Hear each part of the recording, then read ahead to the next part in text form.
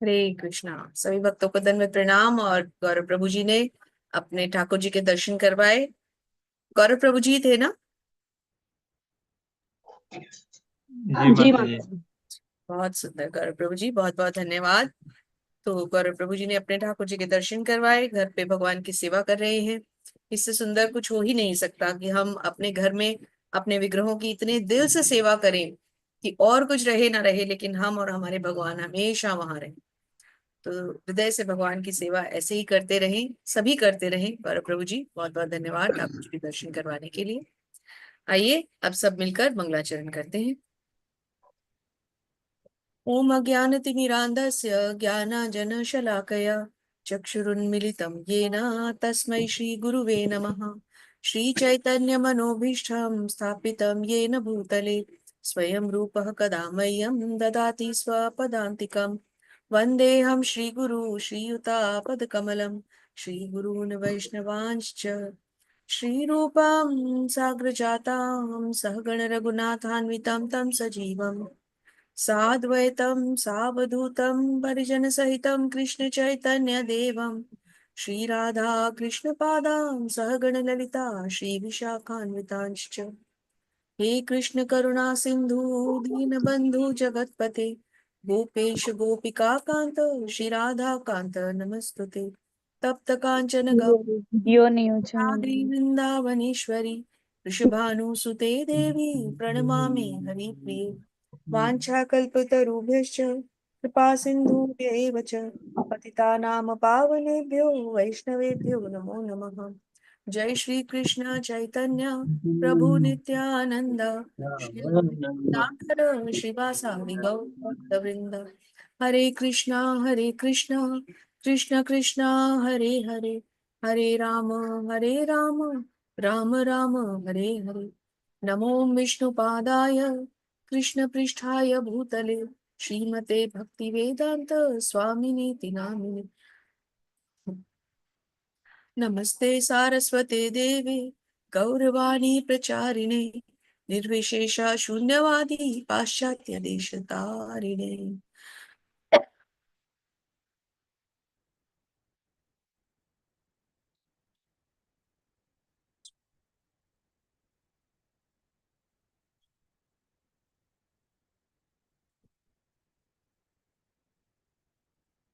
सभी शिक्षा और दीक्षा गुरुओं की जय। जगत गुरु शील प्रभुपाद महाराज की जय। हरे कृष्णा। सभी भक्तों को दंडवत प्रणाम। सभी का स्वागत है आज के इस सुंदर सत्र में, जहाँ की हम भगवत गीता के दूसरे अध्याय को पढ़ने जा रहे हैं।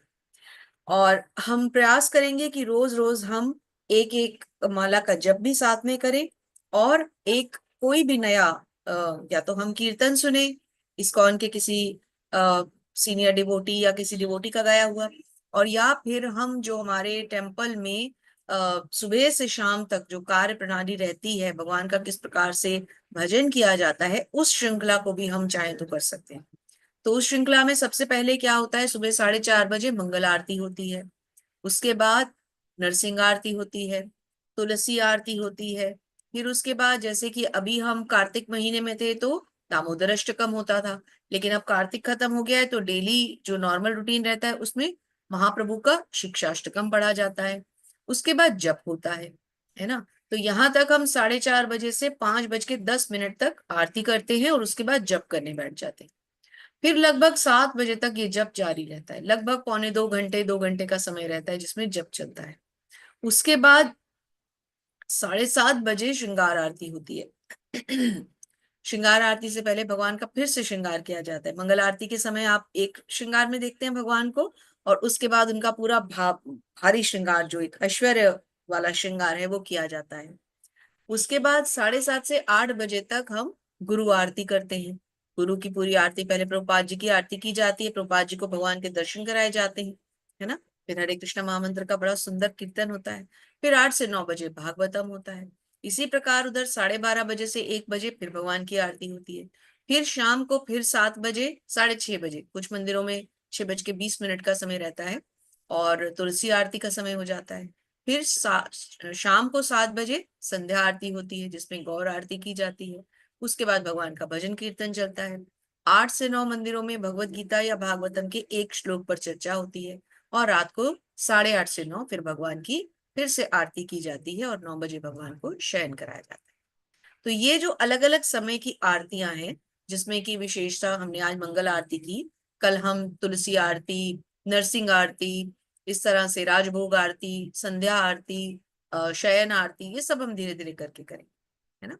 और ऐसे ही हम रोज रोज ये करते करते फिर इसमें हम परिपक्व हो जाएंगे। और इसके साथ साथ जो मोस्ट इंपॉर्टेंट हमें करना है वो जप करना है। तो मैंने आपको थोड़ी सी रूपरेखा दी कि हम आगे कैसे प्रोसीड करने वाले हैं आगे आने वाले दिनों में। आइए अब हम आज का अध्याय शुरू करते हैं। तो बहुत इंपॉर्टेंट अध्याय है, बहुत ध्यान पूर्वक इसको पढ़ें, समझें, श्रवण करें। या तो जब इसको पढ़ेंगे तो साथ साथ आप इसको पढ़ भी सकते हैं, अनुवाद पढ़ सकते हैं, श्लोक पढ़ सकते हैं। तो ये एक मौका है हमारे लिए भगवान की सुंदर सेवा करने का, गुरु की सुंदर सेवा करने का। क्योंकि गुरु क्या चाहते हैं? गुरु चाहते हैं कि हम श्री कृष्ण के गाए हुए इस गीत को हम भी गाएं और इसका प्रचार करें। तो इसको शुरू से अंत तक अच्छी तरह से सुनना है, समझना है।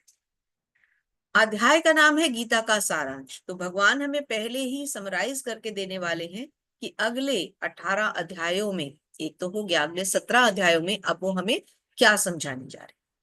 आइए ध्यान से समझते हैं।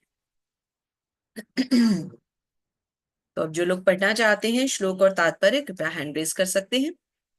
शुरुआत करते हैं दूसरे श्लोक के साथ। तो इस अध्याय का, क्षमा कीजिए, पहले श्लोक के साथ, दूसरे अध्याय के पहले श्लोक के साथ। तो पहला श्लोक इस अध्याय में संजय कह रहे हैं। अब भूमिका बांधते हैं। संजय कौन है? संजय धृतराष्ट्र को ये सारा युद्ध क्षेत्र का वृतांत सुना रहे हैं। वो युद्ध भूमि में नहीं है, लेकिन युद्ध भूमि में क्या चल रहा है वो धृतराष्ट्र को सुना रहे हैं। कैसे? ऐसा कैसे संभव है? उनके गुरु ने उन्हें दिव्य नेत्र दिए हुए हैं, दिव्य दृष्टि दी हुई है, जिसकी वजह से वो ये सारा वृतांत अपने महाराज यानी धृतराष्ट्र जी को सुना रहे हैं। दरअसल संजय जो थे वो धृतराष्ट्र के सारथी है ना, लेकिन बहुत विद्वान थे। तो संजय को ये दिव्य दृष्टि कहाँ से प्राप्त हुई? गुरु की इच्छा से, गुरु की कृपा से। तो गुरु यदि चाहें तो कुछ भी दे सकते हैं। तो गुरु का नमन बहुत आवश्यक है। इसीलिए हर बार प्रेजेंटेशन शुरू करने से पहले हमें भी हमारे गुरु श्रील प्रभुपाद को नमन करना चाहिए। मंगलाचरण के द्वारा हम श्रील प्रभुपाद को, चैतन्य महाप्रभु को, उनके सभी पार्षदों को, षड गोस्वामियों को, आचार्य गणों को और अपने शिक्षा और दीक्षा गुरुओं को नमन करते। और हमारे शिक्षा गुरु कौन है? इस ग्रेस नामनिष्ठा प्रभु जी। तो रोज हमें किसी न किसी समय माध्यम को नहीं देखते हुए उनका धन्यवाद करना ही है। ये नहीं देखना कि आज समय कम है, चलिए आज प्रभु जी को एक ग्रेटिट्यूड या थैंक यू करना छोड़ देते हैं, आज का चैप्टर लंबा है। नहीं, जब तक हम हमारे शिक्षा गुरुओं को नमन नहीं कर लेते तब तक ये विद्या हम तक कैसे आएगी, है ना। तो गुरु का नमन बहुत आवश्यक है। चलिए शुरुआत करते हैं। संजय उवाच तं तथा कृपयाविष्टम् अश्रुपूर्णाकुलेक्षणं विषीदन्तमिदं वाक्यम् उवाच मधुसूदनः। संजय ने कहा, करुणा से व्याप्त शोक युक्त अश्रुपूरित नेत्रों वाले अर्जुन को देखकर मधुसूदन श्री कृष्ण ने ये शब्द कहे। तो कौन है यहाँ अश्रुपूर्ण, शोक युक्त, करुणा से व्याप्त? यहाँ कौन है? अर्जुन। क्यों? क्योंकि कल पहले अध्याय में क्या हुआ था? कल अर्जुन ने जब अपने स्वजनों को देखा, पहले अर्जुन ने भगवान को कहा कि मेरे रथ को दोनों सेनाओं के बीच में ले चलिए, मैं वहां से दोनों सेनाओं को देखना चाहता हूँ। लेकिन जब उन्होंने उन दोनों सेनाओं को देखा तो उसका क्या परिणाम निकला कि उन्होंने युद्ध करने से ही मना कर दिया। क्यों? क्या कारण दिए? कि मुझे अपने स्वजनों को देखकर दया आ रही है, कि मैं ये पाप नहीं करना चाहता, कि मैं कोई आनंद का भोगी नहीं बन पाऊंगा। यदि जीत गया तो क्या यार राज्य करूंगा, सब तो मारे जाएंगे, और यदि हार गया तो मृत्यु को प्राप्त हो जाऊंगा, तो सुख कहाँ से आएगा, आनंद कहाँ से आएगा। और चौथा कि मेरा कुल नष्ट हो जाएगा, कुल की स्त्रियां कुल घातिनी हो जाएंगी, पितरों को दान पिंड दान देने वाला भी कोई नहीं बचेगा। और पांचवा कि मैं असमंजस में हूं, युद्ध करूं या ना करूं। ये 5 चीजें बोलते हुए अर्जुन ने कल धनुष रख दिया था। यहाँ पर पहले अध्याय का अंत हुआ था। अब संजय क्या कहते हैं कि अब ये सब देखते हुए, भगवान ने पहले अध्याय में कुछ नहीं बोला, एक आदर्श गुरु की तरह, एक उच्च कोटि के शिक्षक की तरह भगवान सब कुछ चुपचाप सुनते रहे। अपने शिष्य की सारी व्यथा सुनते रहे। लेकिन अब दूसरे अध्याय के दूसरे श्लोक में भगवान आ रहे हैं, और जब भगवान आते हैं तो उनका स्वागत हमें कैसे करना चाहिए? उनके नाम के द्वारा। भगवान अपने नाम को सुन के प्रसन्न होते हैं, अपने नाम के द्वारा हमारे पास आते हैं। तो आइए सब अनम्यूट कीजिए और भगवान के सुंदर स्वागत के लिए दोनों भुजाएं उठा के पूरे उत्साह और जोर से भगवान को पुकारिए। हरे कृष्णा, हरे कृष्णा, हरे कृष्णा कृष्णा कृष्णा कृष्णा कृष्णा हरे हरे हरे हरे हरे राम हरे हरे राम राम हरे राम राम राम राम राम हरे हरे। हरे हरे। हरि बोल, हरे कृष्णा। तो भगवान क्या कहते हैं? आइए दूसरे अध्याय के दूसरे श्लोक में पहली बार भगवान आ रहे हैं भगवत गीता में, ये याद रखने योग्य है। दूसरा अध्याय 2.2 है ना, दूसरा अध्याय दूसरा श्लोक। श्री भगवान उवाच कुतस्त्वा कश्मलिदं विषमे समुपस्थितम् अनार्यजुष्टमं स्वर्गम कीर्ति कर्मर्जुन। परम पिता परमेश्वर ने कहा। यहाँ भगवान को क्या कहा गया है? परम पिता परमेश्वर। श्री भगवान उवाच मतलब भगवान ने कहा। तो परम पिता परमेश्वर किसको कहा गया है? भगवान श्री कृष्ण को। मेरे प्यारे अर्जुन, ये अशुद्धियां तुम पर आई कैसे? वे ऐसे व्यक्ति के लिए बिल्कुल नहीं है जो जीवन के मूल्य को जानता है। वे उच्च ग्रहों की ओर नहीं बल्कि बदनामी की ओर ले जाते। तो भगवान अर्जुन को कह रहे हैं कि तुमने ये सब बातें करी क्यों? ये दुख, ये शोक, ये विषाद, ये तुम्हें थोड़ी सूट करता है, तुम्हारे योग्य नहीं है। तुम इतने महान योद्धा हो, इतने कर्मठ कर्मवीर हो, तुम ऐसी बातें कर रहे हो? ऐसी बातें तो नीचे, उच्च ग्रह के नहीं, नीचे के लोग वाले लोग करते हैं। तुम तो इतने वीर क्षत्रिय हो, तुम्हें ये बातें शोभा थोड़ी ना देंगी। चलिए अगला श्लोक पढ़ते हैं। बहुत सुंदर श्लोक है। इस श्लोक में याद रखिए कि अर्जुन इस दूसरे अध्याय के 7वें श्लोक में भगवान को शरणागत हो रहे हैं, अपना गुरु मान रहे हैं। श्लोक बहुत इंपॉर्टेंट है। कार्पण्य दोषोपहत स्वभाव पृच्छामि त्वां धर्म सम्मूढ़ चेता यच्छ्रेयस्यानिश्चितं ब्रूहि तन्मे शिष्यस्तेहं शाधि मां त्वां प्रपन्नम। क्या कहते हैं अर्जुन? अब सुनते हैं स्वर्णकांति माधुरी देवीदासी माता जी से। हरे कृष्ण माता जी, दंडवत प्रणाम, स्वागत हरे है। कृष्ण माता जी। थैंक यू माता जी। हरे अपने अपनी कृपण दुर्बलता के कारण अपना कर्तव्य भूल गया हूँ और सारा धैर्य खो चुका हूँ। ऐसी अवस्था में मैं आपसे पूछ रहा हूँ कि जो मेरे लिए श्रेष्ठ कर हो उसे निश्चित रूप से बताएं। अब मैं आपका शिष्य हूँ और आपका शरणागत हूँ, कृपया मुझे उपदेश दें। हरि बोल माता। हरि। तो अर्जुन क्या कह रहे हैं? अपनी कृपण दुर्बलता के कारण। कृपण कौन होता है? कंजूस। अब यहाँ अर्जुन स्वयं को कंजूस क्यों कह रहे हैं? अभी प्रभुपाद हमें तात्पर्य में समझाएंगे। अभी हम समझेंगे पहले प्रभुपाद से, फिर खुद इसको एनालाइज करेंगे। इसके कारण मैं क्या भूल रहा हूं? अपना कर्तव्य भूल रहा हूं और अपना सारा धैर्य खो चुका हूं। इसलिए मैं आपसे पूछता हूं कि जो मेरे लिए श्रेयस्कर यानी उचित है वो मुझे बताएं, क्योंकि मैं अब अपने डिसीजंस खुद नहीं ले पा रहा हूं। जब हम बहुत ज्यादा व्यथा में आ जाते हैं, किसी कारण से बहुत ज्यादा शोक मग्न हो जाते हैं, या किसी रीजन से अपने डिसीजंस खुद नहीं ले पाते, तो हम क्या करते हैं? हम किसी ऐसे मनुष्य के पास जाते हैं जिससे हमें ये विश्वास होता है कि वो हमसे ज्यादा अच्छा डिसीजन हमें देगा। अर्जुन को ये विश्वास है कि भगवान अर्जुन को अर्जुन से ज्यादा अच्छे यानी स्वयं से अच्छे डिसीजन उनको भगवान दे सकते हैं। इसलिए अर्जुन भगवान को गुरु मान के पूरी तरह समर्पित हो रहे हैं और उनसे आंसर मांग। जी माता जी, आगे पढ़ते हैं। जी माता। श्रील प्रभुपाद जी की जय। श्रील प्रभुपाद जी के द्वारा तात्पर्य। यह प्राकृतिक नियम है कि भौतिक कार्यकलाप की प्रणाली ही हर एक के लिए चिंता का कारण है। पग पग पर उलझन मिलती है।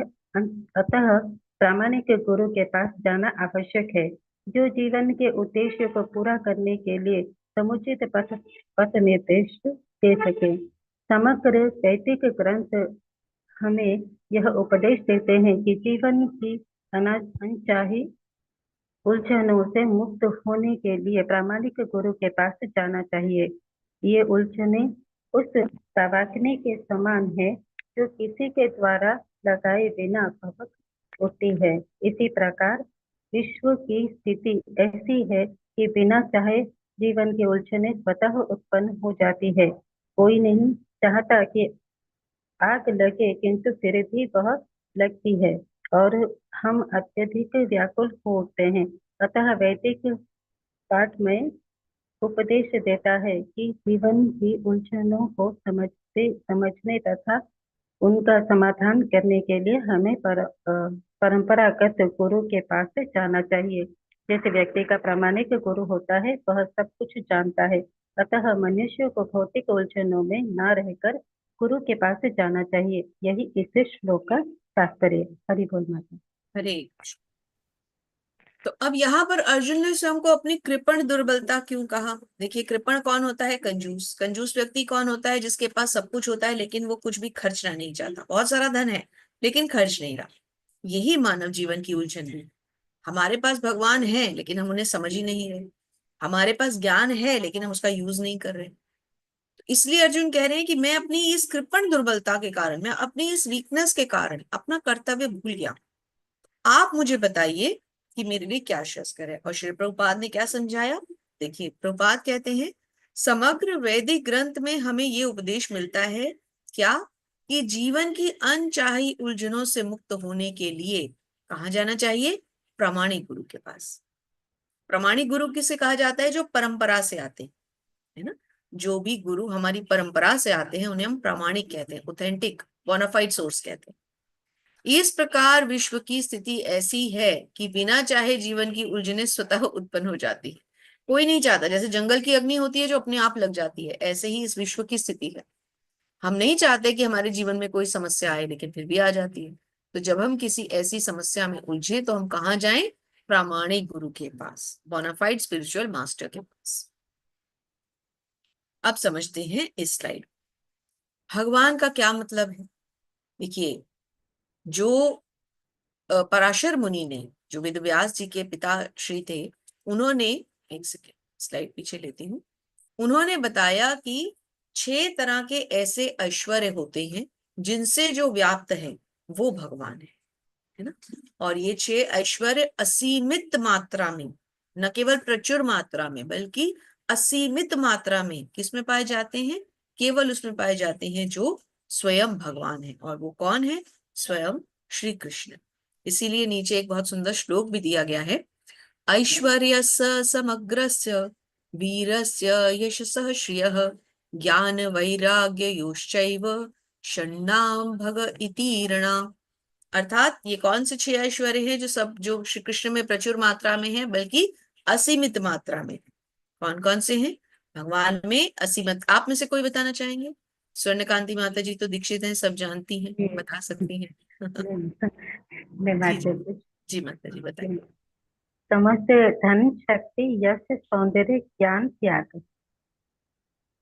तो माता जी धीरे धीरे करके एक बार फिर से रिपीट करें। हाँ माता जी। समस्त धन धन। अब एक शक्ति। एक चीज पे चलते हैं। जैसे माता जी ने बताया समस्त धन। अब धन, भगवान श्री कृष्ण के पास कितना धन था कैसे पता कर सकते हैं? कि उनके पास 9 लाख से भी ज्यादा गायें थी। जुनंद बाबा के पास 9 लाख से भी ज्यादा गायें। तो सोचिए वो व्यक्ति कितना धनी होगा जिसके पास 9 लाख से भी ज्यादा गायें हैं और सब गायें सुसज्जित थी। दूसरा ऐश्वर्य लेते हैं, यश। यश। भगवान कृष्ण का यश कैसा है कि आज तक भगवान 5,500 साल पहले इस धराधाम पे वृंदावन में अपनी लीलाएं करके गए और हम आज तक उनका यशोगान कर रहे हैं। सोचिए किसी का ऐसा यश होगा जो युगों युगों तक चलने वाला यश, और कितनी पूजा पाठ होती है भगवान की। तो विश्व का, ब्रह्मांड का सबसे ज्यादा यशोवान मनुष्य कौन है? स्वयं श्री कृष्ण।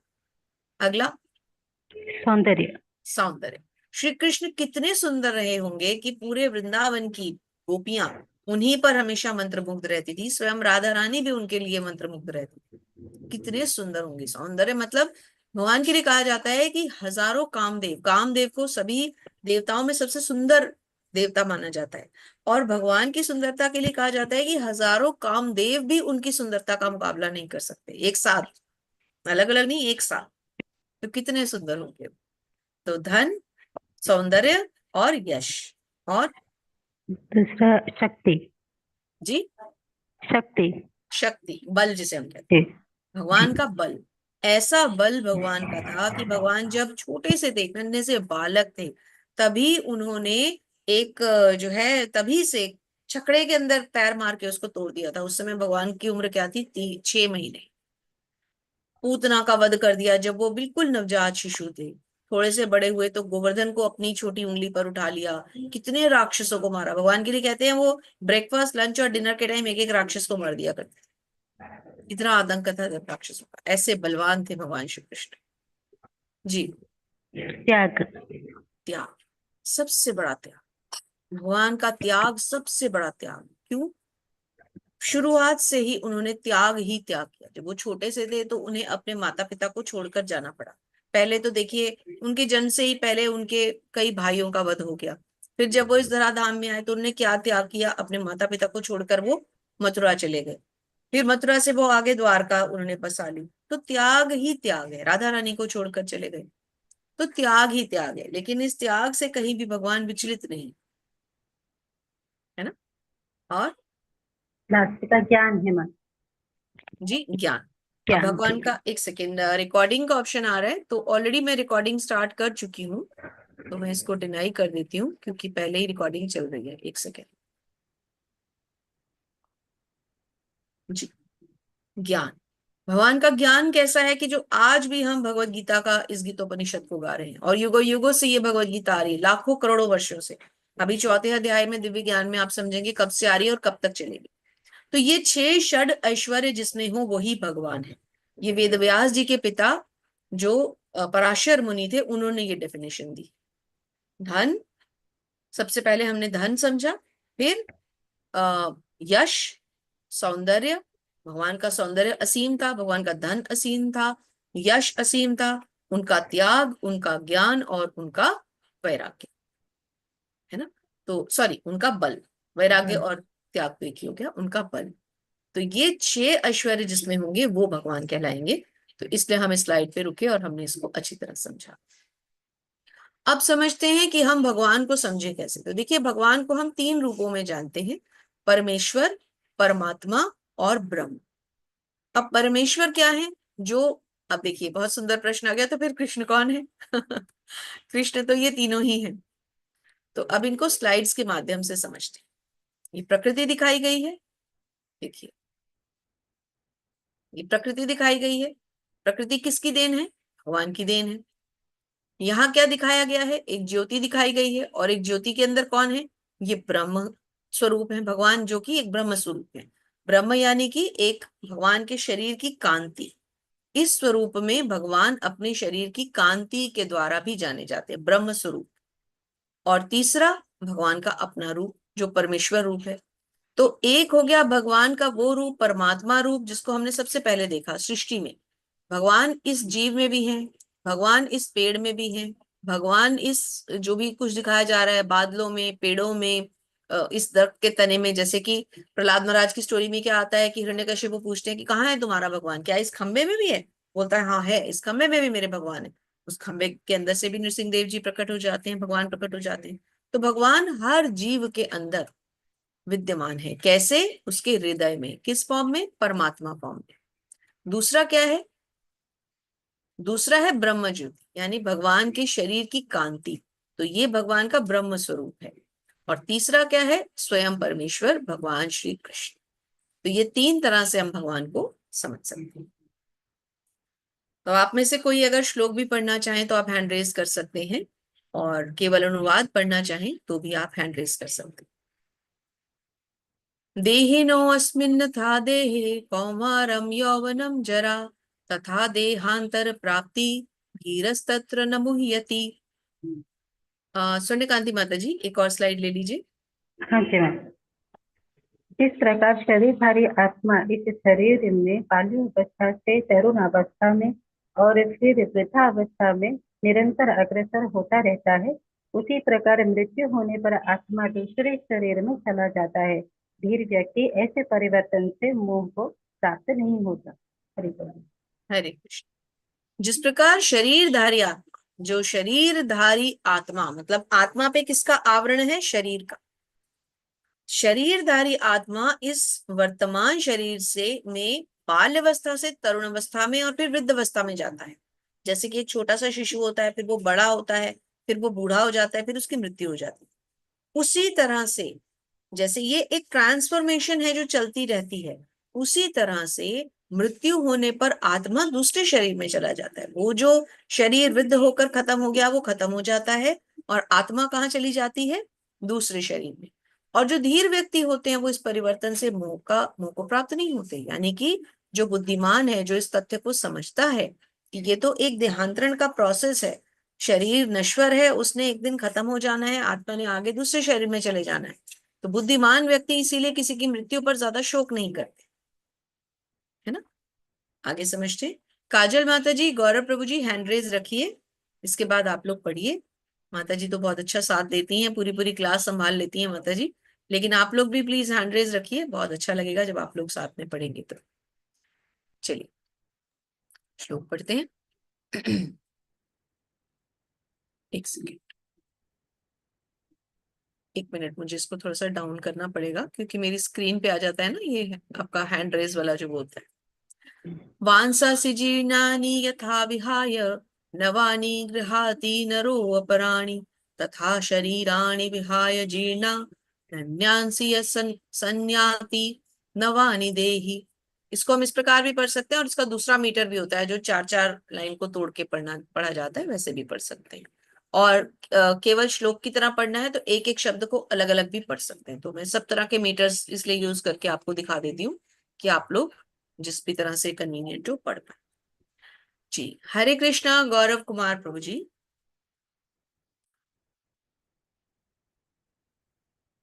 गौरव प्रभु जी अनम्यूट करें, अनम्यूट का ऑप्शन है आपके पास। हाँ, तो गौरव प्रभु जी अनम्यूट करें स्वयं को। हरे कृष्णा प्रभु जी, आप अनम्यूट कर सकते हैं। हाँ, हरे कृष्ण माता जी। हरे कृष्ण प्रभु जी। तो जब भी आप पढ़ें तो अनुवाद से पहले आप अनुवाद कह करके पढ़ें, और जब तात्पर्य पढ़ें तो श्रील प्रभुपाद को नमन करते हुए कि तात्पर्य श्रील प्रभुपाद के द्वारा श्रील प्रभुपाद की जय, प्रभुपाद का जय घोष करके फिर हम आगे पढ़ेंगे। जी प्रभु जी पढ़िए। ठीक है माता। जिस प्रकार मनुष्य पुराने वस्त्रों को त्याग कर नए वस्त्र धारण करता है, उसी प्रकार आत्मा पुराने तथा व्यर्थ के शरीर को त्याग कर नवीन भौतिक शरीर धारण करता है। तो जैसे हम पुराने वस्त्र छोड़ देते हैं, सुबह रोज उठ के हम जब स्नान करते हैं कल के वस्त्र उतार देते हैं, नए वस्त्र पहन लेते हैं, इसी प्रकार जब ये शरीर पुराना हो जाता है तो आत्मा भी इस शरीर को छोड़ देता है और नए शरीर को धारण कर लेता है। तो उसमें आत्मा को कोई कष्ट नहीं होता, उल्टा आत्मा प्रसन्न होता है नए शरीर में जाके। तो प्रभु जी पढ़ते हैं। प्रभु जी अनम्यूट ही रहिए आप। तात्पर्य श्रील प्रभुपाद के द्वारा श्रील प्रभुपाद की जय। गौरव प्रभु जी पढ़िए।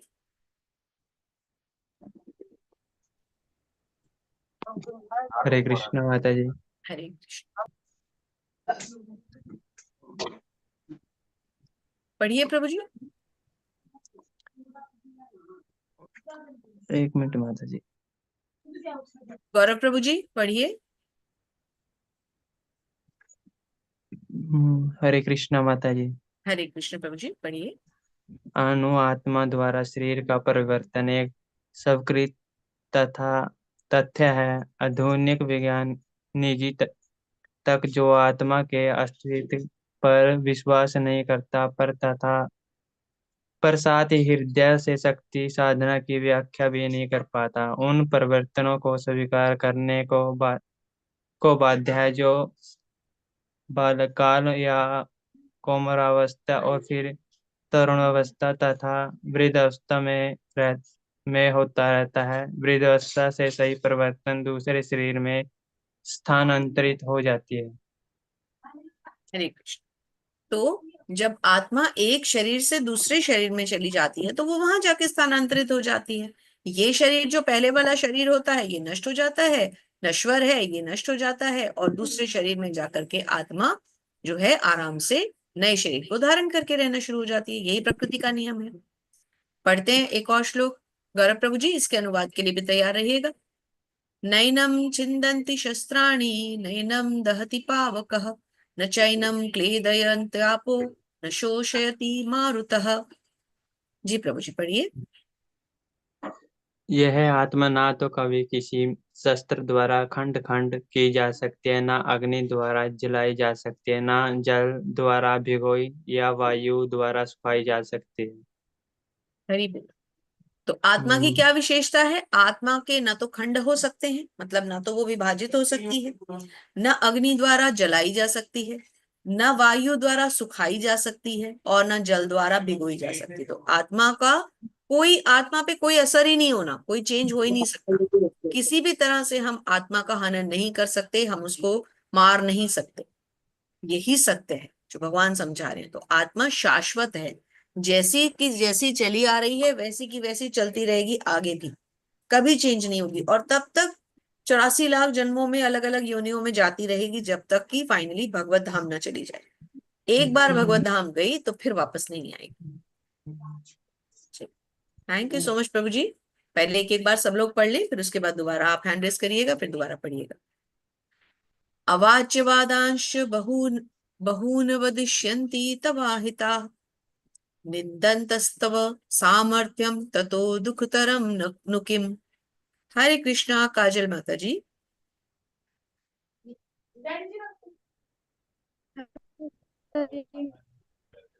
पढ़िए माता जी। तुम्हारे शत्रु अनेक प्रकार के कटु शब्दों से तुम्हारा वर्णन कर और तुम्हारी सामर्थ्य का उपहास माता जी करेंगे। आपकी आवाज तुम्हारे बहुत कम आ इष्ट रही है, थोड़ा लाउड पढ़िए। हरे कृष्ण हमारे समझ है हमारे। आवाज बहुत कम है, शायद आपका नेटवर्क कम है। मैं पढ़ती हूँ, आप सेकंड वाले के लिए, नेक्स्ट के लिए रेडी रहिए, मैं तब तक इसको पढ़ देती हूँ। तुम्हारे शत्रु अनेक प्रकार के कटु शब्दों से तुम्हारा वर्णन करेंगे और तुम्हारी सामर्थ्य का उपहास करेंगे। तुम्हारे लिए इससे दुखदाई और क्या हो सकता है? कहने का अर्थ क्या है? भगवान क्या कह रहे हैं अर्जुन को कि तुम्हारे जो शत्रु है ना, वो भी तुम्हारा मजाक उड़ाएंगे यदि तुम युद्ध करने से मना करोगे। तुम इतने ज्ञानी हो, सब कुछ समझते हो, फिर भी तुम ऐसी बात कर रहे हो। तो तुम्हारे शत्रु तो तुम्हारा परिहास उपहास करेंगे, मजाक उड़ाएंगे।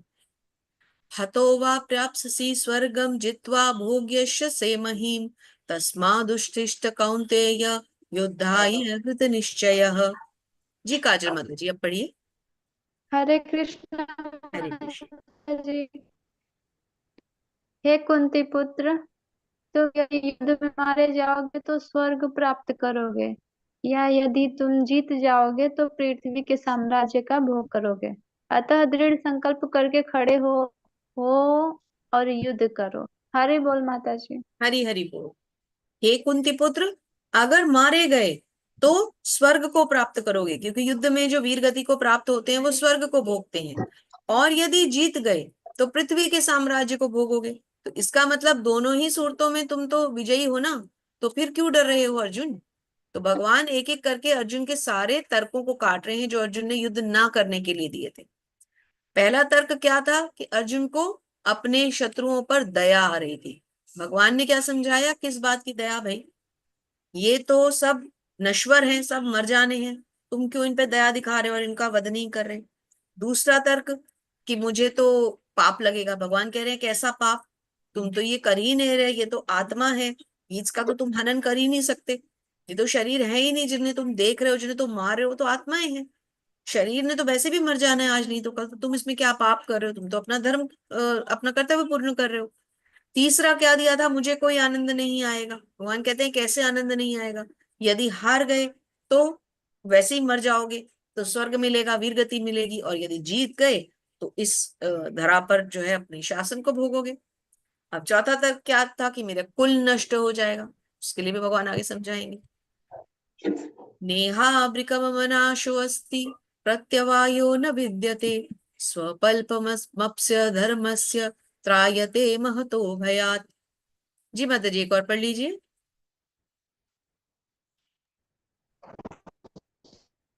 हरे कृष्ण माता जी। हरे कृष्ण। इस प्रकार में न तो हानि होती है, न ही इस प्रयास में हास्य, न तो हानि अपितु इस होती है, पथ पर न ही ह्रास, अपितु इस पथ पर की गई अल्प प्रगति महान भय से रक्षा कर सकती है।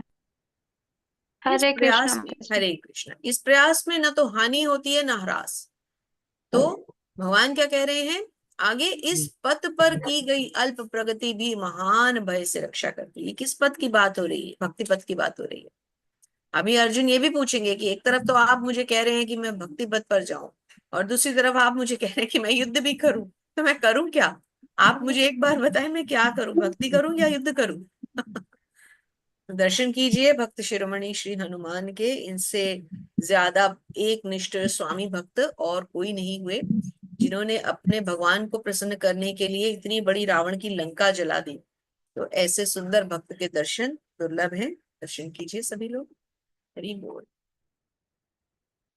और श्री हनुमान के बाद ये छोटे से प्यारे से भक्त, नन्हे से भक्त, देखिए भक्तों का चरित्र आया है तो स्लाइड बनाने वालों ने कितने सुंदर सुंदर भक्त दिखा दिए हमें। जैसे ही भक्ति की बात आई तो ये छोटे से वैष्णव तैयार हो रहे हैं और ये उनसे जो बड़े वैष्णव है वो भी अपने आप में छोटे से ही हैं, तो वो उन्हें तैयार कर रहे हैं। हरि बोल। व्यवसायत्मिक्ता बुद्धिरेकेह कुरु नंदन, शाखा ह्यनन्ताश्च बुद्धयो स व्यवसी व्यवसायिनाम। हरे कृष्णा विनीता माता जी। हरे कृष्णा माता जी। हरे कृष्णा। जो इस मार्ग पर है वे प्रयोजन में दृढ़ रहते हैं और उनका लक्ष्य भी एक होता है। हे कुरुनंदन, जो दृढ़ प्रतिज्ञ नहीं है उनकी बुद्धि अनेक शाखाओं में विभक्त रहती है। हरे कृष्णा। दृढ़ प्रतिज्ञ नहीं है मतलब जिनके संकल्प दृढ़ नहीं है, वो हमेशा अलग अलग शाखाओं में उनकी बुद्धि विभक्त रहती है। क्यों? क्योंकि जब किसी व्यक्ति को कोई लक्ष्य पाना होता है तो उसका फोकस बहुत जरूरी है, उसका केंद्रित होना बहुत जरूरी है। तो क्या कह रहे हैं भगवान कि तुम भी फोकस्ड रहो, तुम्हारा ध्यान इधर उधर नहीं भटकना चाहिए कि वहां मैं उसकी हत्या का पाप लगेगा, वहां मेरे कुल की स्त्रियां कुल घाती नहीं होंगी। तुम्हारा लक्ष्य क्या है? तुम्हारा लक्ष्य है धर्म के युद्ध, धर्म के लिए युद्ध लड़ना। और धर्म क्या है? अधर्म का विनाश, अधर्म का संहार। तो तुम जो कर रहे हो वो तुम्हारा कर्तव्य समझ के करो, अपनी बुद्धि को इधर उधर भटकने मत दो। कितना सुंदर समझा रहे हैं भगवान अर्जुन को। त्रैगुण्य विषया वेदा निस्त्रैगुण्यो भवार्जुन, निर्द्वंदो नित्य सत्वस्थो निर्योग क्षेम आत्मवान। जी माता जी। हरे कृष्णा माता जी। हरे कृष्ण। वेदों में मुख्यतया प्रकृति के तीनों गुणों का वर्णन हुआ है। हे अर्जुन, इन तीनों गुणों के ऊपर उठो, समस्त द्वैतों और लाभ तथा सुरक्षा की सारी चिंताओं से मुक्त होकर आत्मपरायण बनो। हरे क्या कृष्णा। कह रहे हैं भगवान? हरे कृष्णा।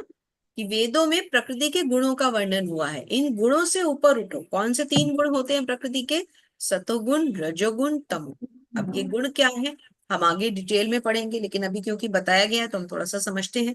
तो सतोगुण क्या होता है? जिसमें हमें ज्ञान प्रकाश होता है, जिसमें हम सुख में रहते हैं, आनंद में रहते हैं, अच्छे कार्य करते हैं।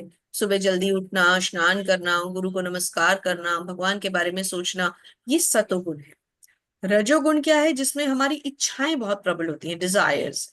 हम बहुत एग्रेसिव होते हैं, बहुत ज्यादा पैशन होता है काम करने का, मुझे ये करना है, मुझे वो करना है, मुझे ये बनना है, मुझे वो बनना है। रजोगुण। और तमोगुण, आलस्य, निद्रा, पागलपन, गाली गलौज कर रहे हैं, बोली बहुत खराब है, मदिरा पी रहे हैं, मांस खा रहे हैं, वो सब तमोगुण। देर से सो के उठ रहे हैं, है ना, वो सब तमोगुण। तो भगवान क्या कह रहे हैं अर्जुन को कि इन गुणों से अर्जुन ऊपर उठो। बहुत सुंदर श्लोक, 47वां श्लोक। आप में से बहुत लोग जानते भी होंगे इस श्लोक को। कर्मण्यवाधिकारस्ते माँ फलेषु कदाचन, माँ कर्म फल हेतुर्भूर्मा ते संगो अस्त्वत्व कर्मणि। हरे कृष्ण माता जी, एक और पढ़ लीजिए। हरे हरे कृष्णा माता जी। तुम्हें अपने कर्म करने का अधिकार है, किंतु कर्म के फलों के तुम अधिकारी नहीं हो। तुम ना तो कभी अपने आप को अपने कर्मों के फलों का कारण मानो, ना ही कर्म न करने के कभी आसक्त हो। हरे कृष्ण। और जो हरे लोग भी कृष्ण। पढ़ना चाहते हैं वो हैंड रेज करें, क्योंकि अब सब एक एक बार पढ़ चुके हैं, अब रिपीट हम शुरू करेंगे। तो जिन्होंने नहीं पढ़े अगर वो भी चाहते हैं तो हैंड रेज कर सकते हैं। अब देखिए यहाँ एक बहुत बड़ा तथ्य निकल करके आ रहा है। एक बड़ा जनरल मिथ है क्या? कि भगवत गीता में कहा गया है कर्म करो फल की इच्छा मत करो। क्या बस यही कहा गया है भगवत गीता में? भगवत गीता भगवान से भक्ति करने का रास्ता समझाती है। भगवत गीता लाइफ का मैनुअल है। भगवत गीता कर्म क्या करना है वो समझाती है। भगवत गीता आत्मा परमात्मा का ज्ञान देती है। प्रकृति, पुरुष, चेतना, जीव, हर चीज के बारे में, आत्मा परमात्मा, इन सब का ज्ञान देती है। भगवत गीता में केवल ये नहीं बताया गया कि कर्म करो और फल की इच्छा ना करो। और जो लोग ये कहते हैं उनको भी अब आप करेक्ट कर सकते हैं इस श्लोक के अनुवाद से। कैसे? भगवान ने क्या कहा है, ध्यान से समझिए। तुम्हें अपने कर्म यानी कर्तव्य करने का अधिकार है, किंतु कर्म के फलों के तुम अधिकारी ही नहीं हो। भगवान ये नहीं कह रहे कि इच्छा मत करो, भगवान कह रहे तुम अधिकारी ही नहीं हो। कर्म के फल तो तुम्हारे हैं ही नहीं। तुम अपने कर्मों को और अपने को कर्मों के फलों का कारण मत मानो, न ही अपने कर्मों में आसक्त हो, क्योंकि कोई भी कर्म तुम तो कर ही नहीं रहे। एक्चुअली तो मनुष्य कुछ भी नहीं करता, करते हैं प्रकृति के 3 गुण। और भोक्ता कौन है? भोक्ता स्वयं भगवान है। इसलिए भगवान कह रहे हैं कि तुम्हें तो केवल कर्म करने का अधिकार है, कर्म के फल तो तुम्हारे अधिकार क्षेत्र में है ही नहीं अर्जुन। तो यही हमारे ऊपर भी लागू होता है। श्री भगवान उवाच प्रजहाति यदा कामान् सर्वोन् पार्थ मनोगतान् आत्मन्येवात्मना तुष्टः स्थितप्रज्ञस्तत्तदोच्यते। जी माता जी। हरे कृष्ण माता जी। हरे कृष्ण। श्री भगवान ने कहा, हे पार्थ, जब मनुष्य मनोधर्म से उत्पन्न होने वाली इंद्र तृप्तियों की समस्त कामनाओं का परित्याग कर देता है और जब इस तरह से विशुद्ध होकर अपना मन आत्मा में संतोष प्राप्त करता है तो वह विशुद्ध दिव्य चेतना को प्राप्त कहा जाता है। हरे कृष्ण। हरे कृष्ण। अब यहाँ पर एक शब्द आया है स्थित प्रज्ञ। तो ये स्थित प्रज्ञ क्या है कि जब मनुष्य मनोधर्म से उत्पन्न होने वाले, यानी अपना स्वयं का कोई धर्म बना लेता है, अपने मन से उत्पन्न होने वाले इंद्रिय तृप्ति की समस्त कामनाओं का परित्याग कर देता है। जब मनुष्य इंद्रिय तृप्ति क्या है? सेंस ग्रेटिफिकेशन, मतलब इस चीज के पीछे भागना, उस चीज के पीछे भागना, मुझे ये चाहिए, मुझे वो चाहिए, सेंस ग्रेटिफिकेशन। और इस तरह से विशुद्ध हुआ उसका मन आत्मा में संतोष प्राप्त करता है, तो इसे स्थित प्रज्ञ कहा जाता है। तो ऐसी स्थिति जहां मनुष्य अपनी इंद्रिय तृप्ति का त्याग कर दे और अपने अंतः मन में ही संतोष में रहे, आनंद में रहे, ऐसे व्यक्ति को स्थित प्रज्ञ अवस्था में बताया गया है। यह अध्याय आपको इसलिए थोड़ा सा टेक्निकल लग रहा होगा क्योंकि इसमें भगवान आने वाले अध्यायों का ज्ञान दे रहे हैं, शॉर्ट में समझा रहे हैं। अब एक एक करके जो अभी हमने आज पढ़े ना, ये सब आगे डिटेल में आएंगे, तो वहां फिर आप इसको अच्छी तरह से समझ पाएंगे। देखिए, प्रहलाद महाराज के दर्शन कीजिए, किस प्रकार इनके पिता इन्हें प्रताड़ित करवा रहे हैं, लेकिन प्रहलाद महाराज को कोई फर्क नहीं पड़ रहा। भक्ति में इतने लीन है कि वो अपने भगवान के भजन में लगे हुए हैं, उन्हें कोई फर्क नहीं पड़ रहा। ऐसी भक्ति होनी चाहिए। अग्नि तक में उन्हें जला दिया गया, उन्हें कोई फर्क नहीं पड़ा। हरि बोल। और उसके बाद किनके दर्शन कर रहे हैं आप? जगत गुरु श्री प्रभुपाद, शुद्धतम भक्त। हरि हरि बोल।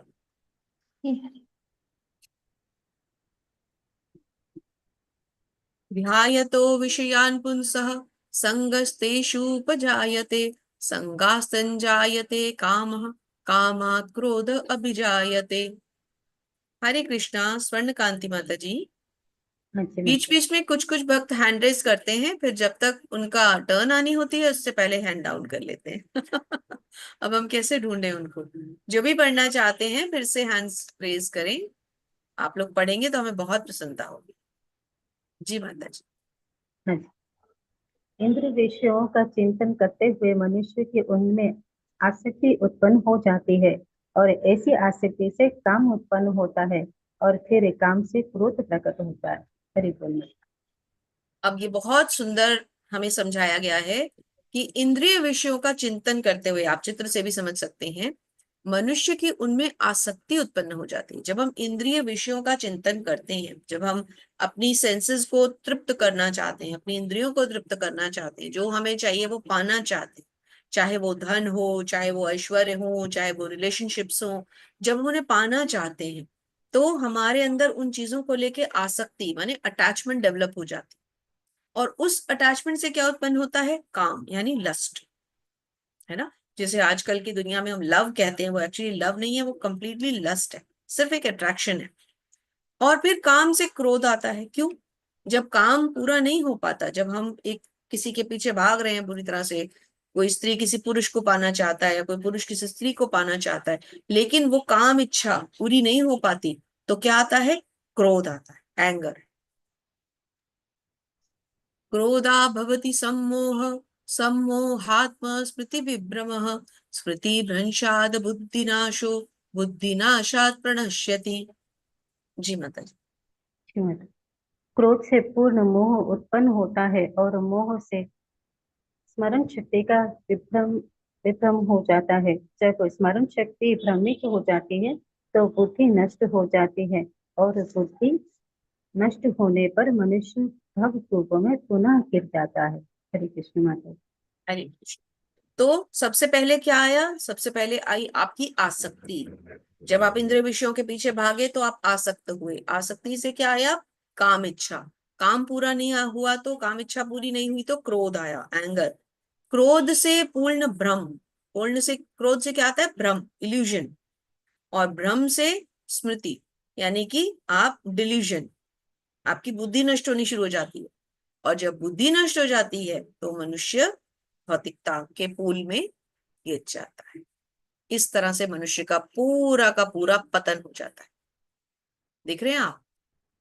देखिए यहाँ पर समझाया गया है। अब इसको डायग्रामेटिक रिप्रेजेंटेशन में दिया गया, बहुत सुंदर समझाया गया है। सबसे पहले क्या आया? ऑब्जेक्ट्स ऑफ द सेंसेस, यानी वस्तु। उससे हमें क्या हो जाती है? अटैचमेंट। अटैचमेंट से क्या आता है? काम, यानी लस्ट। काम से क्या उत्पन्न होता है? क्रोध, यानी एंगर।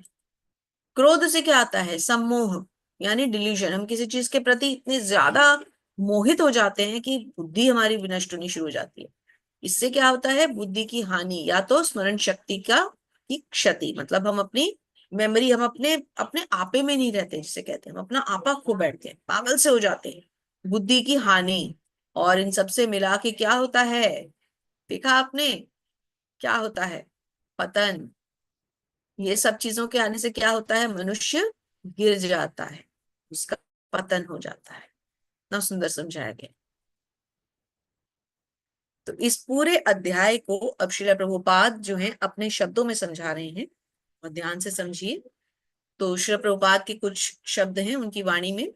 तो दोनों माता जी ने बहुत ही अच्छे ढंग से पूरे कक्षा में साथ दिया है। तो अंतिम भी पूर्णाहुति इनके साथ ही देंगे। गौरव प्रभु जी पढ़ना चाहते हैं? चलिए, 3 लोग हैं, एक एक पैराग्राफ तीनों ले लीजिए। पहली 2 लाइन गौरव प्रभु जी आप ले लीजिए, फिर विनीता माता जी ले लेंगी, और फिर स्वर्णकांति माता जी इसको संपूर्ण कर देंगे। पढ़िए गौरव प्रभु जी, एक पैराग्राफ पढ़ लीजिए। हरे कृष्ण। हरे कृष्ण। मनुष्य कृष्ण भावनित या दिव्य जीवन को एक क्षण में प्राप्त कर सकता, और हो सकता है कि तो यह तो सत्य समझने और स्वीकार करने की बात है। महाराज ने अपनी मृत्यु के कुछ मिनट पूर्व कृष्ण के शरणागत होकर ऐसे जीवन अवस्था प्राप्त कर ली। हरे कृष्ण। तो खटवांग महाराज कौन थे? ये भी इक्ष्वाकु वंश के एक महाराज हुए हैं, खटवांग महाराज। और इन्होंने क्या किया था? इनको जब ये पता चला कि इनकी मृत्यु निश्चित है, कुछ क्षण रह गए हैं मृत्यु में, तो इन्होंने एकदम से क्या मांगा कि मुझे भगवान की भक्ति करने का मौका मिल जाए। और यही इनकी शुद्ध भक्ति थी। तो क्या बताया गया है कि कृष्ण भावनामृत या दिव्य जीवन को एक क्षण में भी हम प्राप्त कर सकते हैं। ऐसा भी हो सकता है कि लाखों जन्म लग जाएं लेकिन हम भगवान को प्राप्त न कर पाए। और ऐसा भी हो सकता है कि अंतिम समय में हम केवल कृष्ण का नाम लें और कृष्ण हमें अपने धाम ले जाए। तो कुछ भी पॉसिबल है। ऑल डिपेंड्स कि हम कितने भाव से भगवान को याद करते हैं। जी विनीता माता जी, हरे कृष्ण। हरे कृष्ण माता जी। इस जीवन का अंत होने से पूर्व यदि कोई कृष्ण भावना भवित हो जाए तो उसे तुरंत ब्रह्म निर्वाण अवस्था प्राप्त हो जाती है। भगवत धाम तथा भगवत भक्ति के बीच कोई अंतर नहीं है, चूंकि दोनों चरम पद हैं। अतः भगवान की दिव्य प्रेमी भक्ति में व्यस्त रहने का अर्थ भगवत धाम को प्राप्त करना है। भौतिक जगत में इंद्रिय तृप्ति विषयक कार्य होते हैं और आध्यात्मिक जगत में कृष्ण भावनामृत विषयक इसी जीवन में ही कृष्ण भावनामृत की प्राप्ति तत्काल ब्रह्म प्राप्ति जैसी है। और जो कृष्ण भावनामृत में स्थित होता है वह निश्चित रूप से पहले ही भगवत धाम में प्रवेश कर चुका होता है। हरे कृष्णा माता जी। हरे कृष्ण। तो इस जीवन का अंत होने से पूर्व अगर कोई कृष्ण भावनामृत हो जाए तो उसे ब्रह्म निर्वाण की अवस्था प्राप्त होती है। और बहुत सुंदर बताया गया कि भगवत धाम और भगवत भक्ति में कोई अंतर नहीं है, दोनों ही क्या है, दोनों ही भगवान को प्राप्त करने की बारे में ही है। भगवत भक्ति है भगवान की भक्ति, मतलब एक प्रोसेस, और भगवत धाम है हमारा गंतव्य जहां हमें जाना है। तो भगवत भक्ति के द्वारा ही भगवत धाम हम जा सकते हैं। और क्या बताया गया है कि भौतिक जगत में इंद्रिय तृप्ति विषय कार्य होते हैं और आध्यात्मिक जगत में कृष्ण भावनामृत कार्य। जब तक हम इस भौतिक जगत में हैं हमें हमारे भौतिक कार्य करने हैं, लेकिन जब इन भौतिक कार्यों को हम अंत करके भगवान की भक्ति करने लग जाते हैं, इसी भौतिक जगत में हम आध्यात्मिक हो सकते हैं। कैसे? भगवान की भक्ति करके। हर समय हर समय हर समय निरंतर हमारे अंदर भगवान का चिंतन बना रहना चाहिए, तो इसी जीवन में हम भगवान को प्राप्त कर सकते हैं। जी, स्वर्णकांति माता जी अंतिम पढ़ दीजिए। जी मैम। हाँ जी मैम। भगवत गीता के प्रतिपाद्य है कर्मयोग, ज्ञान योग तथा भक्ति योग। इस द्वितीय अध्याय में कर्म योग तथा ज्ञान योग की स्पष्ट व्याख्या हुई है एवं भक्ति योग की भी झांकी दे दी गई है। हरे कृष्ण। हरे कृष्ण। तो भगवत गीता को हम 3 पार्ट्स में पढ़ रहे हैं। पहला पार्ट 1 से 6 अध्याय कर्म योग, दूसरा पार्ट 7 से 12 अध्याय भक्ति योग, तीसरा पार्ट 13 से 18 यानी कि ज्ञान। तो सबसे पहले हम कर्म योग को क्यों पढ़ते हैं? क्योंकि कर्म योग से हमें ये पता चलता है कि हम कैसे कर्मों के द्वारा भगवान को प्राप्त कर सकते हैं। फिर दूसरा खंड है भक्ति योग, यानी भक्ति जो कि सर्वोपरि है। ये सारे स्टेप्स कर्म योग, ध्यान योग, ज्ञान योग, सांख्य योग सब भक्ति पे जाकर के रुकते हैं। तो भक्ति के द्वारा भगवान को कैसे प्राप्त करेंगे, हमने बीच में रखा हुआ है। और तीसरा खंड है ज्ञान योग, कि ज्ञान के द्वारा हम भगवान को कैसे प्राप्त करें। तो अब कोई ये पूछ सकता है कि जब भक्ति सबसे ऊपर है तो फिर भक्ति योग को लास्ट में क्यों नहीं रखा गया, उसको बीच में क्यों रखा? तो इसके लिए हम ये मानते हैं कि जैसे एक ज्वेलरी बॉक्स होता है तो उसमें आपको कुछ ज्वेल्स रखने होते हैं, तो उसके ऊपर भी एक लिड होती है। मैं देखती हूँ मेरे आसपास में कोई ऐसी चीज, एक सेकेंड। हाँ, ये मिल गया। जैसे ये एक बॉक्स है ना। अब इसका एक लिड है और इसका एक बेस है और बीच में क्या है, ये स्टोन्स है ना। तो ये स्टोन्स मेरे लिए बहुत प्रीशियस हैं, तो इनको मैंने बेस दिया हुआ है स्ट्रॉन्ग, और ऊपर से एक ढक्कन भी लगाया हुआ है कि ये सेफ रहे, और बीच में इनको रखा हुआ। तो इसी तरह जो भक्ति के जो मनके हैं, भक्ति के जो मानिक हैं, जो भक्ति के ज्वेल्स हैं, उनको बीच में इसलिए रखा गया है कि नीचे से ज्ञान उनको एक स्ट्रॉन्ग बेस दे और ऊपर से कर्म योग उनको एक शेल्टर दे। तो इसलिए भक्ति योग को बीच में रखा गया। तो प्रभुपाद क्या समझा रहे हैं कि इस अध्याय में हमें तीनों योगों की थोड़ी थोड़ी झांकी समझने को मिली है। अब यहाँ पर एक कंपैरिजन हमेशा दिया जाता है, और ये स्लाइड बनाने वालों का धन्यवाद जो हमें स्लाइड के माध्यम से एक एक श्लोक में हमने क्या क्या पढ़ा हमें वो समझा भी देते हैं। जैसे दूसरे अध्याय के 11वें से लेके 30वें श्लोक तक हमें ये समझाया गया कि जो भगवान ने जो अर्जुन के, देखिए ये 5 वो कारण हैं जो अर्जुन ने कहे थे कि मैं नहीं लड़ना चाहता, और भगवान ने 5 कारणों को काट दिया। तो कहाँ कहाँ हमें रेफरेंस मिले? 11 से 30 में दया, कि उन पर दया मत दिखाओ। दूसरे अध्याय में 11 से 30 नंबर श्लोक तक। आनंद नहीं आएगा, इसको कहाँ खंडित किया? 31 से 37वें श्लोक में, कि मैं ये पाप कर रहा हूं इनको मार के, इसको भगवान ने कहाँ काटा? 2.33 में, और फिर 38 से 53 में। पारिवारिक समस्याएं, यानी जो अर्जुन ने कहा था मेरे कुल की परंपराएं नष्ट हो जाएंगी, उनको भगवान ने कहाँ काटा? 2.45 में, 46 में, और अभी 3.24 में आगे फिर खंडन करेंगे। और अर्जुन जो असमंजस में है उसका भगवान ने क्या उत्तर दिया कि खुद को भगवान को समर्पित कर दो, अपने भक्ति योग को बढ़ाओ, तो फिर देखो कि भगवान तुम्हें कैसे रास्ता दिख रहे हैं। 2.41। इस प्रकार हमने इस पूरे अध्याय को पढ़ा और इसका एनालिसिस भी समझा। हरे कृष्णा। पर हमारा अध्याय समाप्त होता है। तो अब आप लोग इस अध्याय से रिलेटेड यदि कुछ पूछना चाहें, कोई प्रश्न करना चाहें, कल का या आज का कोई कमेंट करना चाहें तो आप लोग कर सकते हैं, लेकिन उससे पहले हम एक बार सेशन को यूट्यूब से ऑफ करेंगे ताकि फिर हम आपके प्रश्न ले सकें। और यूट्यूब से ऑफ करने से पहले एक बार हम प्रणाम मंत्र करके सबका धन्यवाद करेंगे, वैष्णवों को प्रणाम करेंगे। वाञ्छा कल्पतरुभ्यश्च कृपा सिन्धुभ्य एव च पतितानां पावनेभ्यो वैष्णवेभ्यो नमो नमः।